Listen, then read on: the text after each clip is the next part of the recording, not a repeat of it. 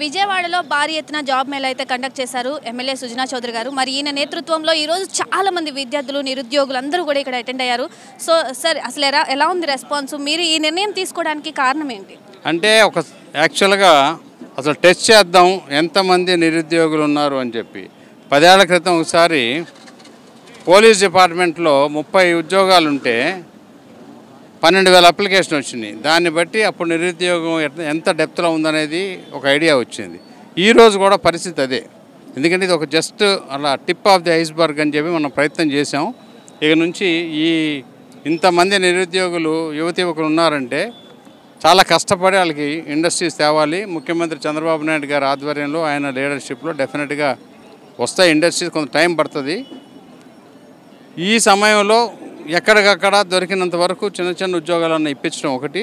ఈ తర్వాత cottage industries చిన్న తరహా పరిశ్రమలకు కూడా కొంతమంది ఎంటర్ప్రెన్యూర్స్ని సెలెక్ట్ చేసి బ్యాంక్ లోన్లు ఇప్పించి కూడా చేద్దామని చెప్పి ప్రయత్నం.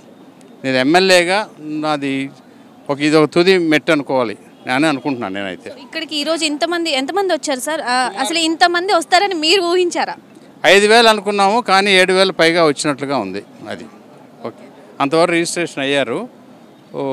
7,000 మందికి ఇప్పుడు వాళ్ళ సెలెక్ట్ చేసిన వాళ్ళు ఉండరు. సుమారుగా 1000 మంది దాకా సెలెక్ట్ అయ్యారని అంటున్నారు. మిగిలిన వాళ్ళకు కూడా మళ్ళీ ఫిల్టర్ చేసి ఎక్కడో చోట పెట్టాలి. ఇంకొంచెం నియంత్రణ చేయాలి ఇది. ఎందుకంటే ఆల్రెడీ ఉద్యోగాలు చేస్తున్న వాళ్ళని ఎలిమినేట్ చేస్తే కాంపిటీషన్ తగ్గుద్ది.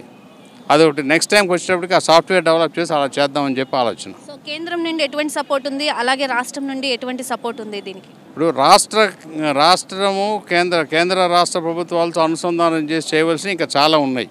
ఇది కేంద్ర ప్రభుత్వానికి రాష్ట్ర ప్రభుత్వానికి వాళ్ళ సపోర్ట్ ఏం లేకుండా చేశాము.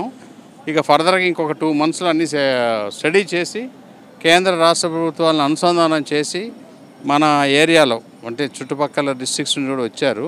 అందరికీ కూడా పిల్లలకి ముందు ఏదో రకంగా ఉద్యోగం ఇప్పించాలనేది ఒకటే నా ధ్యేయం. సో ఇది వెస్ట్లోనే జరగబోతుందా, ఇంకా ఎక్కడెక్కడ విస్తృతంగా చేయబోతున్నారు? కాదు, లొకేషన్ వెస్ట్లో మాకు ఇక్కడ అనుకూలంగా ఉంది కాబట్టి పెట్టాము. అందరూ వచ్చారు. ఇక్కడ కంటిన్యూస్గా కంటిన్యూ చేయాలనేది నా అభిప్రాయం. రైట్ అమ్మా.